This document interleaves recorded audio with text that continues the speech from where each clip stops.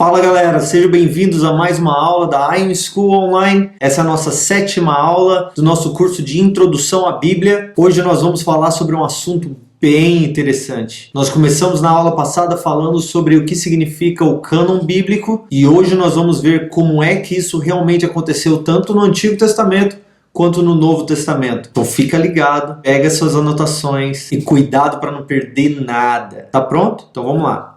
Para começar a aula de hoje, é importante nós recapitularmos um pouquinho daquilo que nós já aprendemos até agora em relação à Bíblia. Nós já entendemos que a Bíblia é a palavra de Deus. E nós podemos dizer que ela é a palavra de Deus porque ela foi causada por Deus. Isso significa que ela foi inspirada por Deus. Como o versículo de 2 Timóteo 3,16, que diz que toda a Escritura foi inspirada por Deus, soprada por Deus. Então, quando Deus desejou se revelar a nós, Ele fez isso por meio dos seus santos profetas e apóstolos, nos entregando por escrito a sua palavra, a sua revelação pessoal em forma de linguagem humana. Mas dizer que as escrituras foram inspiradas não é suficiente para alguns que vão questionar e os outros escritos. E aquelas outras literaturas que foram escritas também na época de Esdras, Neemias ou Daniel. Por que é que elas também não foram aceitas? Ou que tal os outros livros que a própria Bíblia cita?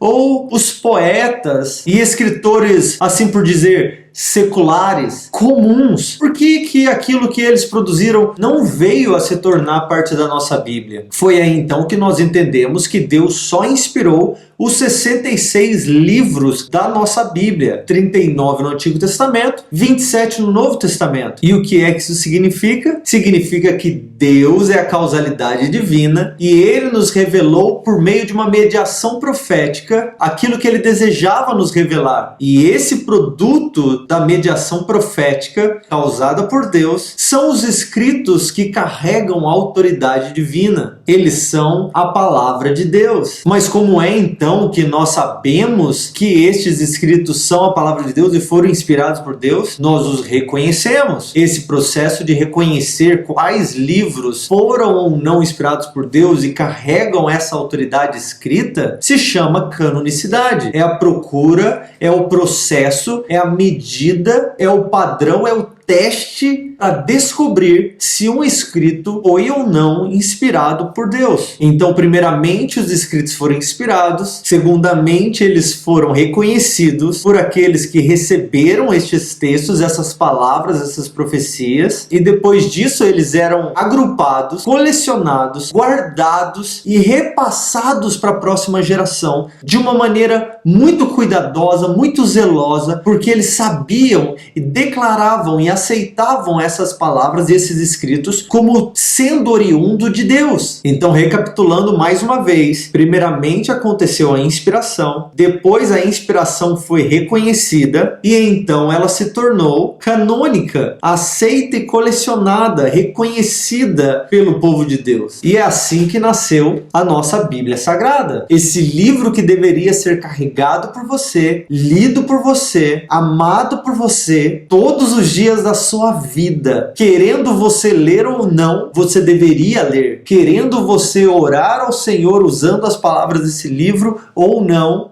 você deveria fazer assim mesmo. Porque este livro é sagrado, é a palavra de Deus, é a revelação pessoal de Deus dada aos homens. E é nisso que nós focamos esse curso. Fazer com que toda e qualquer pessoa desejosa de se aprofundar em Deus, desejosa de amadurecer e crescer na sua caminhada com Deus, possa compreender a partir das Escrituras aquilo que o Senhor nos chama como povo a viver e a conhecer a respeito dele. E como é que eles reconheciam que um livro havia sido inspirado? Qual era esse processo? Qual era esse padrão, esse crivo que todos os livros precisavam passar? Ele passava pelo teste das perguntas. Esse livro é autorizado? Ele afirma ter vindo da parte de Deus? Esse livro é profético? Ele foi escrito por um servo de Deus reconhecido por aqueles que receberam a palavra? Ele é confiável? Ele diz a verdade a respeito de Deus, dos homens, da história e de tudo aquilo que ele fala? Ele é dinâmico, ele possui o poder para transformar vidas, ele possui o poder transformador para levar as pessoas a amarem a Deus, e ele foi aceito. Aqueles que receberam, agruparam, juntaram, passaram, repassaram e ensinaram esses livros à próxima geração, e essas foram as perguntas que eles fizeram para descobrir se estes livros eram ou não inspirados. E nós vimos também que não somente porque os livros contêm um valor religioso, eles deveriam integrar o cânon bíblico, porque um rabino ou um sábio no meio do povo de Deus escreveu algo a respeito de Deus e do seu povo, não significa que ele havia recebido de Deus uma inspiração. Ele poderia apenas ter sido inspirado nos outros escritos para escrever a sua obra.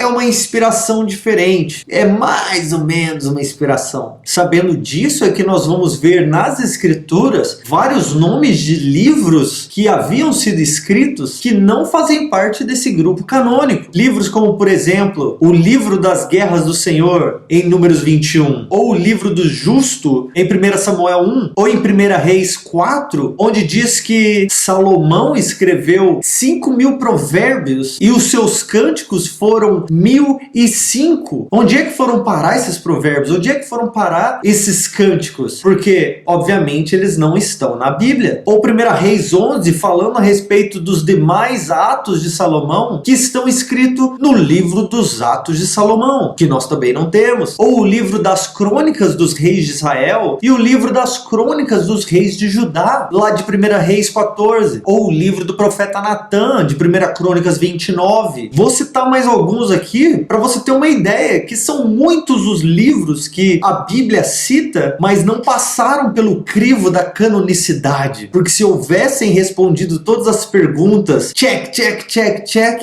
eles estariam aqui hoje, teriam sido guardados, preservados de geração em geração, até que hoje ele compusessem a nossa Bíblia também. Então o livro de Samuel, o vidente, em 1 Crônicas 29, ou o livro de Aías, o silonita, de 2 Crônicas 9, o livro de Ado, o vidente também, em 2 Crônicas 9, o livro de Semaias, o profeta, em 2 Crônicas 12, ou os Anais dos Reis de Israel, em 2 Crônicas 33, livro dos Comentários de Jeú, 2 Crônicas 20, o livro dos Medos e dos Persas, de Ester 10, ou como aqueles mais conhecidos, chamados livros apócrifos, que muitos conhecem por alguns deles fazerem parte da Bíblia Católica, mas que não passaram pelo crivo da canonicidade, e por isso nós não carregamos eles como tendo sido inspirados. O seu valor histórico, o seu valor cultural dentro da nação israelita pode até ser reconhecido, mas não como base doutrinária para a vida cristã. Enfim, são vários, mas você já conseguiu agora ter uma ideia de que os 39 livros do Antigo Testamento não foram as únicas obras a serem compostas, mas foram as únicas obras a terem sido reconhecidas como inspiradas. A autoridade escrita da parte de Deus. Para você compreender melhor, então, sobre como funcionou o cânon do Antigo Testamento, nós vamos precisar entender como é formado o cânon judaico, a Bíblia judaica, porque o nosso Antigo Testamento foi baseado naquilo que os judeus carregavam para si e reconhecendo como autoridade escrita. Somente depois, então, dos 400 anos de silêncio, quando João Batista apareceu e depois os apóstolos começaram a escrever a respeito da vida de Jesus e de sua obra, é que a comunidade cristã começou a reconhecer os seus próprios livros e as suas próprias escrituras. Mas até mesmo aquela comunidade de fé olhava para o conjunto de livros carregado pelos judeus como sendo um cânon fechado, os livros sagrados, as escrituras. E é nisso que nós vamos ver agora, tentar entender um pouquinho de como é formada a Tanakh, como é formado a Bíblia dos judeus. Para alguns teólogos, a Bíblia judaica deveria ser dividida em apenas duas partes: a lei e os profetas. Mas hoje mesmo, para os judeus, a Bíblia é dividida em três. E nós vemos até mesmo alguns sinais posteriores ao exílio babilônico, a Bíblia judaica sendo dividida em três: lei, profetas e escritos. E é desses três nomes é que nós tiramos o nome Tanakh, que significa Torá, Neviim e Ketuvim, lei, profetas e escritos. Os livros, então, da Tanakh eram divididos de maneira diferente a comporem somente 24 livros, embora o nosso Antigo Testamento tenha 39 livros. Quais livros foram comidos aí? Quais livros foram misturados a se tornarem um só, ou dividido por nós na era cristã para que eles se transformassem em 39. A primeira parte da Tanakh, a Torá, que é a parte da lei, os 5 livros atribuídos a Moisés, e o nome desses 5 livros que compõem esse grupo, cada um deles no hebraico foi tirado das primeiras palavras de cada um desse livro. Então o livro de Gênesis, em hebraico, Bereshit, significa no princípio. Êxodos, em hebraico, significam os nomes. Levítico, no hebraico, significa ele disse. Números, no hebraico, é chamado de no deserto. E Deuteronômio, no hebraico, o seu nome significa as palavras, porque é a respeito das últimas palavras de Moisés. E óbvio que eu estou fazendo uma tradução tosca aqui, mas a maioria dos nossos nomes foram traduzidos do grego para também o latim. A segunda parte da Tanakh, que contém 8 livros, é a parte Neviim, é a porção dos profetas. E é aqui que mora um grande mistério da diferença do número de livros. Porque essa porção agrupa os profetas da seguinte maneira. Primeiro vem os profetas anteriores, que são os livros de Josué, Juízes, o livro de Samuel, que é um só, o livro de Reis, que é um só também, compondo os profetas anteriores. E mais 3 compondo os profetas posteriores, que seriam Isaías, Jeremias e Ezequiel. Nós temos então 7 livros já, que na nossa Bíblia seriam 9, na verdade. Samuel e Reis aqui ficaram perdidos, foram agrupados. O último grupo que está faltando aqui na porção do Neviim é o livro dos 12. Então, em um livro só, nós temos 12 profetas, que seriam Oséias, Joel, Amós, Obadias, Jonas, Miqueias, Naum, Abacuque, Sofonias, Ageu, Zacarias e Malaquias. Então, o que para os judeus seriam apenas 8 livros, para a nossa Bíblia são 19. Reis e Samuel até fazem diferença, mas os 12 fazem uma grande diferença no número e na maneira que se lê os livros dos profetas. A última porção da Tanakh é a porção chamada Ketuvim, que é a porção dos escritos, ou os demais escritos. A tradição textual judaica nunca finalizou a ordem dos livros da Ketuvim. Então, dependendo da fonte que você lê, como o Talmud babilônico ou os códices masoréticos, cada um vai ter o Ketuvim em uma ordem diferente. Mas oficialmente, a que nós temos hoje na Bíblia judaica seria essa ordem. Primeiro nós temos os 3 livros poéticos, que são Salmos, Provérbios e Jó. Depois nós temos os 5 rolos, ou 5 pergaminhos, que são livros que são lidos em voz alta na sinagoga em momentos especiais ou festas do povo de Israel. E estes 5 livros são Cantares, ou Cântico dos Cânticos, ou Cântico de Salomão, depende da sua tradução, Ruth, Lamentações de Jeremias, Eclesiastes e Esther. Cada um desses livros são lidos em ocasiões especiais. E por último, nós temos os últimos 3 livros que são chamados de livros de relatos, que vão falar a respeito da última parte da história de Israel durante o exílio e o seu retorno do exílio. Logo após estes livros dos relatos, nós temos o silêncio dos 400 anos até Deus visitar Israel novamente por meio de João Batista. E é assim que se forma o cânon judaico, o que para eles são 24 livros, para nós são 39, mas são exatamente os mesmos livros, os mesmos escritos que foram traduzidos do hebraico para o grego pela Septuaginta e do grego para o latim por Jerônimo na Vulgata Latina, e da Vulgata todas as demais traduções, junto obviamente com a Septuaginta, que é a base para muitas das traduções também. Agora nós vamos falar sobre os livros que foram ou não aceitos dentro do cânon bíblico e separar eles por uns nomes bem estranhos que você vai aprender agora. Esses nomes são bem fáceis de entender e de memorizar, basta você prestar atenção. O primeiro grupo de livros é chamado de homologoumena, que significa falar como um. Pensa aí em homogêneo, em falar em uma só voz, em concordância. São os livros que foram aceitos por todos, aqueles livros que não houveram discussões a respeito deles. Depois desse grupo, nós vamos ver os antilegomena, que são os livros que se falou contra, contra, aqueles livros que foram questionados, porém aceitos posteriormente, depois de devida discussão. O próximo grupo são os livros apócrifos, que significa livros escondidos ou ocultos. E por último nós temos os pseudepígrafos, que são livros de falsa autoria ou falsos escritos. E agora nós vamos dar uma olhada em cada um desses grupos e descobrir alguns nomes de livros que talvez você nunca tenha ouvido falar antes. Para começar, dos 39 livros do Antigo Testamento, 34 deles são homologomena, que foram aceitos por todos. 34 de 39 livros. Estão faltando 5 livros. Quais seriam esses livros que foram questionados? Por que eles foram questionados? E como é que eles continuam na nossa Bíblia se eles foram questionados? Quem é que questionou? Estes livros que foram questionados são os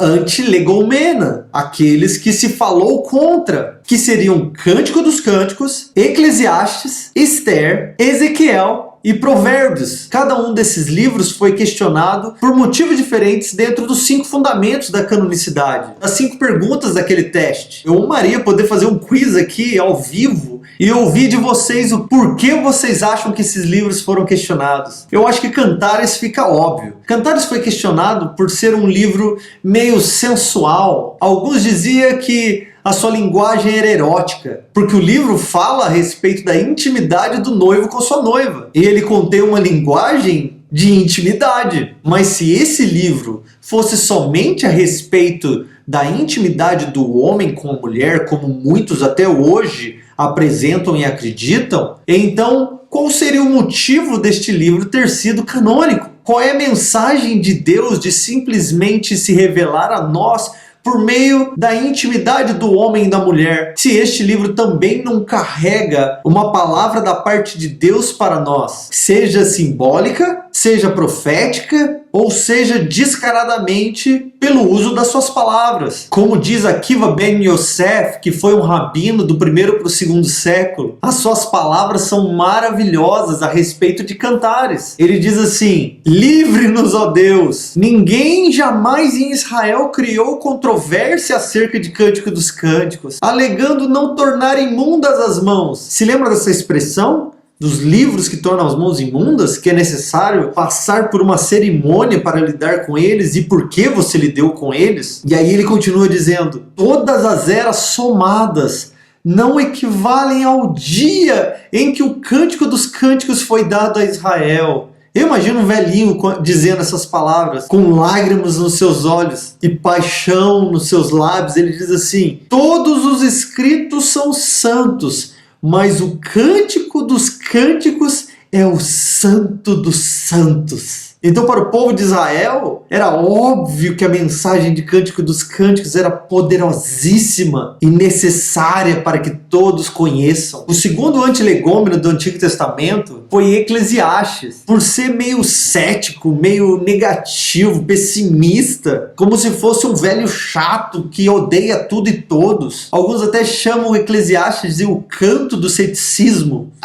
Vaidade das vaidades, tudo é vaidade. Não há nada novo debaixo do sol. Com o aumento da sabedoria, se aumenta a tristeza. Bom, na verdade, mesmo que essas palavras soam um pouco negativas, elas são pura sabedoria e necessárias para o crescimento e amadurecimento do homem que crê em Deus. É necessário caminhar com humildade perante o conhecimento e a sabedoria que vem da parte do Senhor. E quanto mais nós conhecemos, mais nós nos dobramos diante dele. E mais nós reconhecemos que nós não sabemos nada. E aquilo que nós sabemos provém de Deus. E afirmarmos saber alguma coisa é pura vaidade, já que a realidade é que nós conhecemos porque Deus nos deu a conhecer. O terceiro antilegomena é Esther, por causa da ausência do nome de Deus no livro. Em nenhum lugar dos escritos de Esther você vai encontrar o nome de Deus. Alguns até iriam sugerir que a história de Esther é puramente uma história secular, que não teria nada a ver com uma escritura inspirada. Mas lendo o livro de Esther, você vai descobrir que a ausência do nome de Deus é compensada pela maravilhosa presença de Deus, especialmente na preservação do povo de Deus, demonstrando a sua grande providência, especialmente quando Esther afirma que, quem sabe, foi para um momento como este, foi para esse dia que nós fomos preparados. Quem sabe tudo aquilo que nós passamos como povo, e nós passamos como família, quem sabe não foi para isso agora que eu fui preparada. O seu entendimento da presença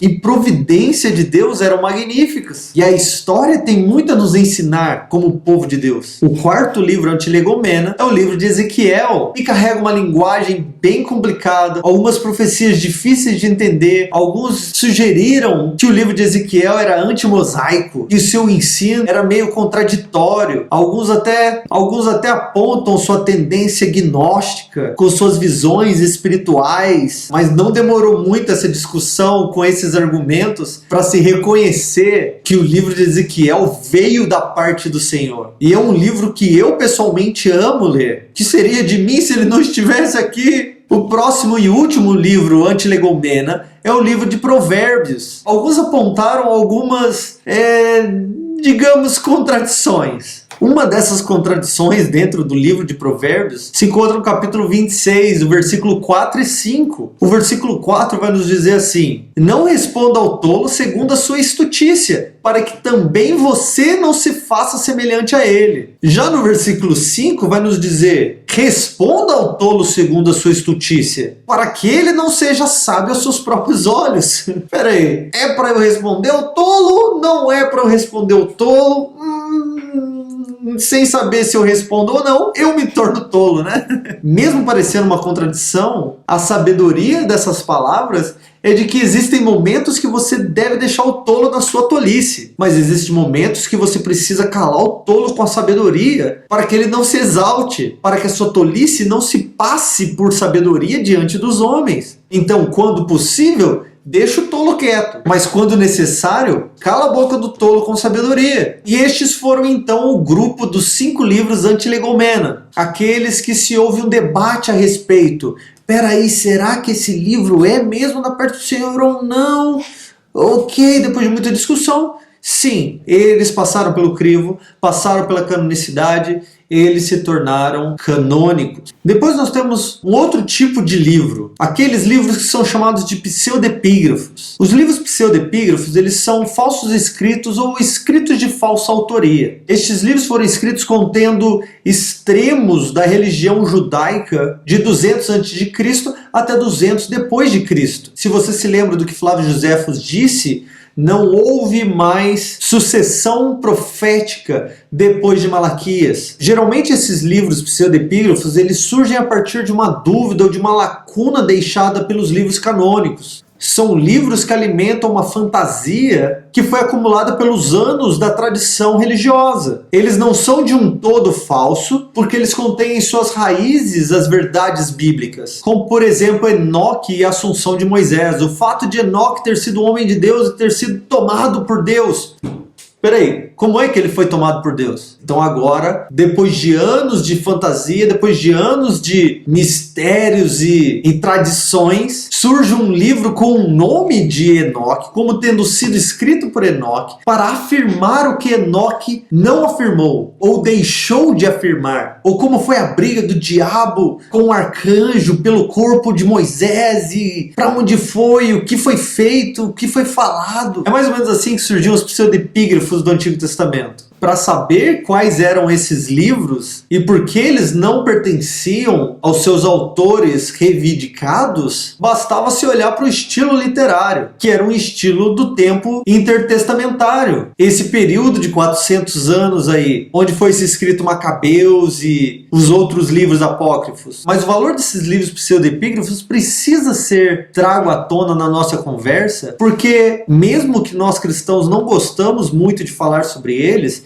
exerceram grande influência sobre o judaísmo do primeiro século. Aqueles do tempo de Jesus foram influenciados pelas tradições dos livros pseudepígrafos. E nós vemos isso porque alguns desses livros pseudepígrafos foram citados, ou melhor, o conteúdo desses livros foi citado por alguns dos autores do Novo Testamento, como Judas, versículo 9, que fala a respeito da luta do arcanjo Miguel com o diabo pelo corpo de Moisés, citando o livro da Assunção de Moisés, ou a profecia do livro de Enoque, citada pelo apóstolo Paulo, em 2 Timóteo 3,8, como em Judas 1, versículo 14 e 15, onde ele cita a profecia do livro de Enoque, que diz: eis que veio o Senhor entre suas miríades, ou sua multidão de anjos, para exercer juízo contra os ímpios, e etc. Esse pedaço é um pedaço do livro de Enoque. Ou quando Paulo fala em 2 Timóteo 3,8 a respeito de Janes e Jambres, que resistiram a Moisés. Em nenhum lugar do Antigo Testamento você vai encontrar essa história. Você só vai encontrar esses nomes no Talmud, no Targum e em outros manuscritos antigos, que são considerados apócrifos ou pseudepígrafos. Ou como em 2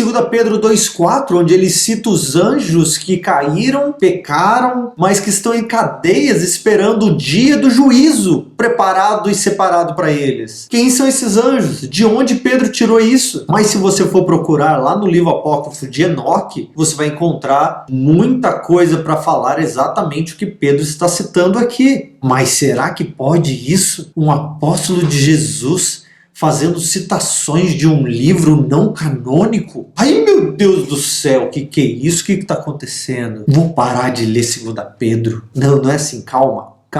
Esses livros influenciaram o judaísmo da época. Pense também nos poetas e filósofos da época que também influenciaram o judaísmo. Tudo isso debaixo da soberania e do cuidado de Deus. Paulo, quando discutiu com os filósofos, usou da filosofia e das literaturas para explicar o cristianismo e o Deus desconhecido a eles. Ele então cita os poetas deles. Ele cita Epimênides, Cleanto e Arato, que não eram poetas cristãos, mas eram poetas conhecidos daquela geração. Vamos conhecer os grupos, então, desses pseudepígrafos e como é que eles são divididos. O primeiro grupo de pseudepígrafos são os lendários. Óbvio que essa lista que eu vou passar agora não está completa porque existem muitos, mas eu vou passar os principais para vocês. Nesse grupo de lendários, nós vamos ver o livro de Jubileu, a Epístola de Aristeias, o livro de Adão e Eva e o livro do Martírio de Isaías. Depois nós vamos ter os livros apocalípticos. Para começar essa lista, nós vamos ter 1 Enoque. Esse livro de 1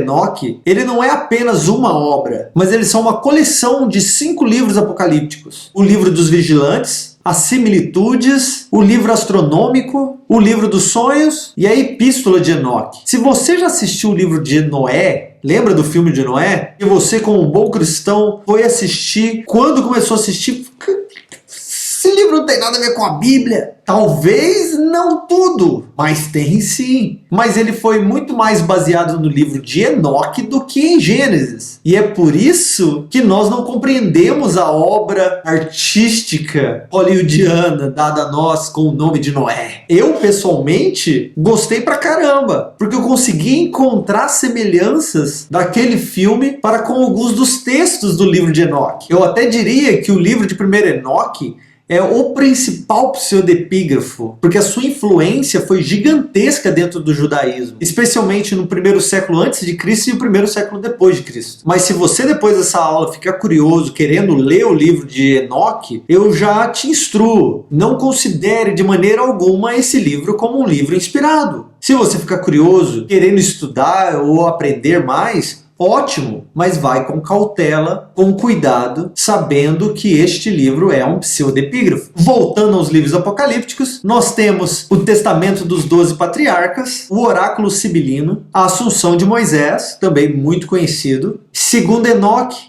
2 Baruque e 3 Baruque. Depois nós vamos ter os livros didáticos, com 3 Macabeus, 4 Macabeus, Pirkei Avot e a História de Aicar. Aí nós vamos ter o grupo dos pseudepígrafos poéticos, com Salmos de Salomão, não Salmos de Davi, Salmos de Salomão. E também uma adição aos Salmos, que seria o Salmo 151, que na verdade é apenas uma repetição de outros salmos. Aí nós temos o histórico, chamado Fragmentos de uma História de Sadoc. E mais uma vez repetindo, essa lista não está completa, especialmente depois das descobertas das cavernas do Mar Morto. com seus milhares de manuscritos que foram encontrados. Muitas obras novas, nunca antes vistas, foram encontradas também lá em Qumran, como Gênesis apócrifo, Guerra dos Filhos da Luz contra os Filhos das Trevas e etc, e um monte de outros que eu nem saberia citar aqui. Esses então foram os pseudepígrafos, aqueles que são falsos escritos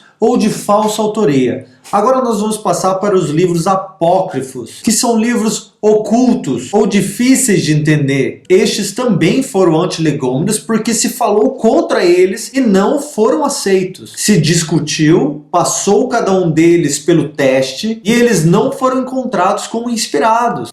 Estes livros apócrifos foram escritos durante os 400 anos de silêncio profético. Esse período também chamado de período intertestamentário. Também vale citar que esses livros apócrifos são também chamados de deuterocanônicos, que significa aqueles que foram aceitos posteriormente, aceitos depois ou incluídos depois, mas incluídos apenas pela Igreja Católica. Eles não foram aceitos pelos judeus e não foram aceitos pela Igreja primitiva e os pais apostólicos, os pais da Igreja, do 1º ao 3º século. Para a Igreja Católica, então, 7 dos livros que estão nessa lista são inspirados, mas eles só foram aceitos como canônicos pelo Concílio de Trento, que aconteceu entre 1545 a 1563, também chamado como o Concílio contra a Reforma. Basicamente, quando ocorreu a Reforma e a solidificação do cânon bíblico, dando autoridade máxima às Escrituras, no meio disso tudo a Igreja Católica se encontrou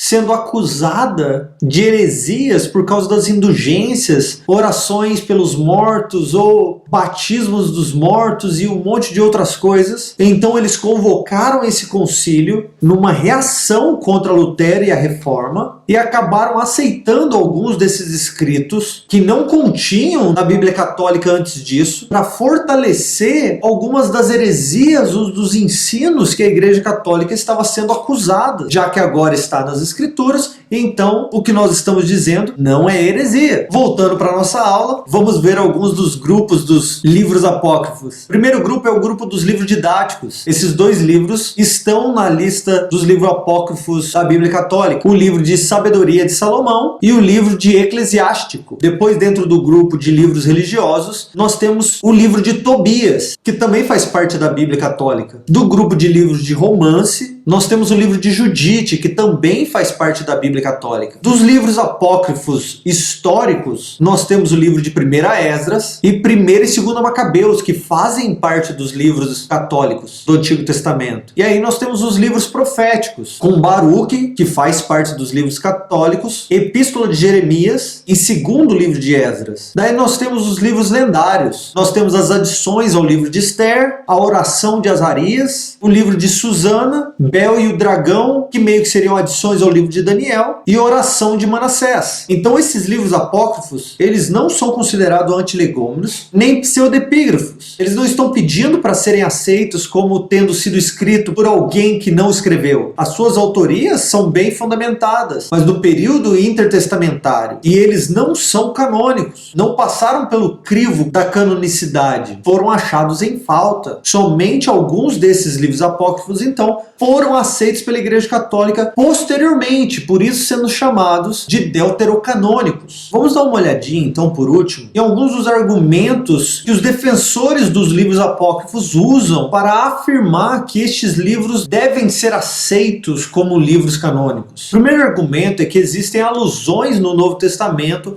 a alguns desses escritos, como Hebreus 11:35 fala a respeito das mulheres que receberam de volta os seus mortos, fazendo alusão a 2ª Macabeus, como nós já citamos também Judas e 2 Timóteo, fazendo alusão a alguns desses livros. O segundo argumento é que a Septuaginta continha estes livros apócrifos na sua tradução. Então, se a Septuaginta traduziu esses livros, é porque eles eram aceitos pelos judeus. Então, eles eram inspirados. O terceiro argumento é de que estes livros apócrifos estão presentes em muitos dos antigos manuscritos, como os manuscritos Aleph, A e B, que incluem estes livros. O quarto argumento que eles usam é de que a arte cristã reflete o uso desses apócrifos como tendo sido inspirados. A arte cristã primitiva. O quinto argumento é de que alguns dos pais da igreja citaram estes livros, usando o exemplo de Clemente de Alexandria, que citou 2 Esdras como canônico, ou Orígenes, que acrescentou Macabeus, e Epístola de Jeremias como canônico. Já Irineu citava o livro de sabedoria, ou Sabedoria de Salomão. Mas agora nós precisamos também ver o porquê que estes argumentos não são válidos quando se está procurando livros canônicos ou livros inspirados. Como é que nós devemos reconhecer estes livros? E por que que estes argumentos não são suficientes para que eles sejam aceitos? Contra o primeiro argumento, nós precisamos ver a autoridade do Novo Testamento. O Novo Testamento jamais cita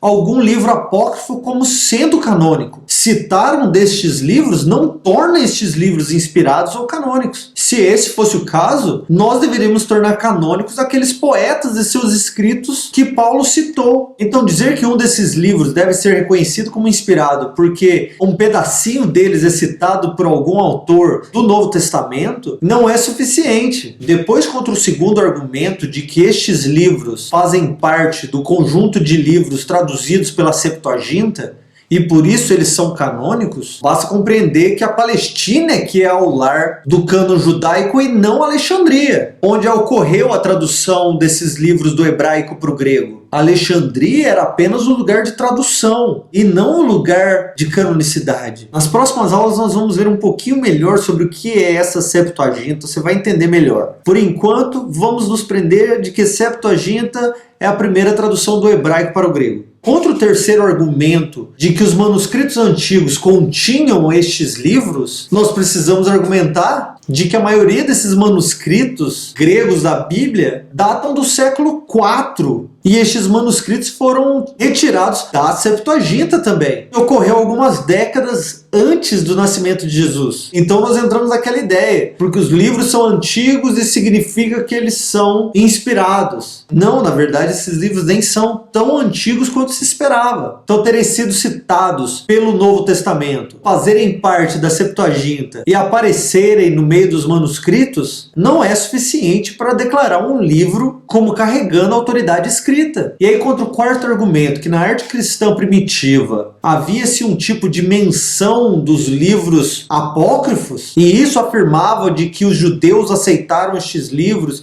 e de que eles eram normativos para a fé dos cristãos primitivos, é falso, não dá para aceitar, porque as artes não constituem base alguma para se apurar a canonicidade de algum livro. As artes das catacumbas, por exemplo, elas só mostram que os crentes daquela época estavam cientes dos acontecimentos do período intertestamentário, não de que eles aceitavam os escritos ou declaravam que esses escritos haviam sido inspirados por Deus. E por último, dizer que alguns dos pais da igreja citaram os livros apócrifos como sendo normativos, reconhecidos e inspirados, também não é suficiente para afirmar que um livro é inspirado, porque a maioria dos pais da igreja se opuseram aos livros apócrifos e afirmaram que eles não eram inspirados. Pessoas como Melito, Orígenes, Cirilo, Atanásio, todos eles afirmaram que estes livros não eram inspirados. O próprio Jerônimo, quando foi escrever a Vulgata Latina, ele se recusou a incluir os livros apócrifos na sua tradução. Foi só depois da sua morte que os livros apócrifos foram incluídos como tendo sido feito pelo próprio Jerônimo. Mas Jerônimo nunca quis e lutou contra até a sua morte de que estes livros não fossem inclusos no cânon bíblico. E por isso nós precisamos concluir de que somente os 39 livros, ou para os judeus 24 livros do Antigo Testamento, é que teriam sido aceitos e passados pelo crivo da canonicidade para que eles fossem declarados inspirados por Deus, palavra de Deus, Escrituras Sagradas. Qualquer outro livro que tente receber esse título ou essa aceitação vai cair nos buracos da história como sendo livros apócrifos, pseudepígrafos, antilegomenas e não serão incluídos de maneira alguma naquilo que nós chamamos hoje de a Palavra de Deus. E é assim que nós vamos finalizar a nossa aula de hoje. Na próxima aula nós vamos falar sobre o cânon do Novo Testamento e quais seriam os livros que se falou contra e os livros que não foram aceitos como doutrinários e inspirados por Deus. A gente se vê na próxima aula. Deus abençoe.